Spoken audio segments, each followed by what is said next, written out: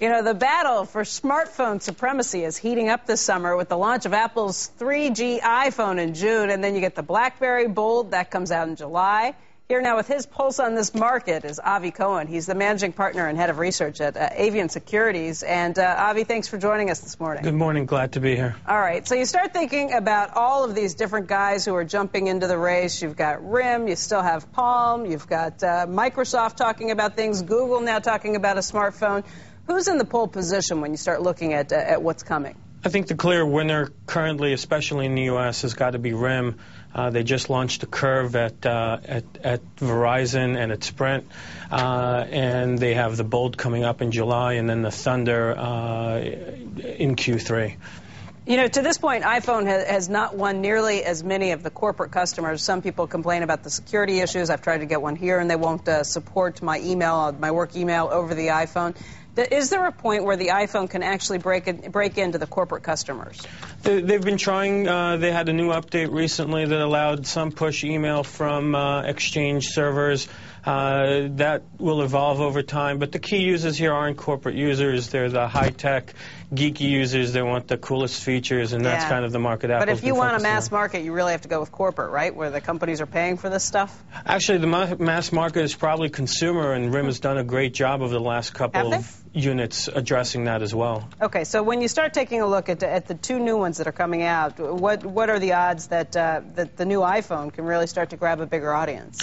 It will definitely re-grab some share over at AT&T, where it's lost some share over the last couple of months as people have been waiting for the new phone.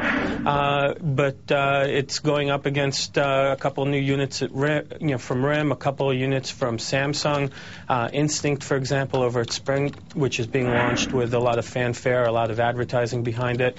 So it's going to be a tough road. The nice thing here is that it should have a better appeal in Europe now that it's a 3G version, and that will help it along as well. What about Google and Microsoft, Avi? We're hearing about these phones that they're going to be launching. Is that just too far down the road to really pose a threat to either of these companies right now? Microsoft makes operating systems for handsets that have been out for quite a while. They work quite well. HTC had several units that are pretty well reviewed that use the Microsoft operating system. They work extremely well with Exchange, much like BlackBerry does, only without the server. If somebody could come out with a sleeker, thinner version of one of these phones, I think they'll be able to garner some share. So what's your stock play on this? Would you still say buy RIM? Well, probably the best way of playing this is someone like Marvell that sells into both RIM and Apple. Marvell would be the way you go into it? Probably, yes. I think that it sells the communication processor for RIM. It sells the Wi-Fi chip to Apple. You get the best of both worlds that way. Would you buy either Apple or RIM shares at this point?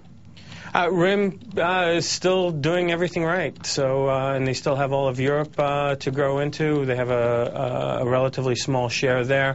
Apple, we've got to see if they could break beyond that enthusiast market and see how much share they could gain ultimately. All right. Avi, thank you very much for joining us this morning. My pleasure.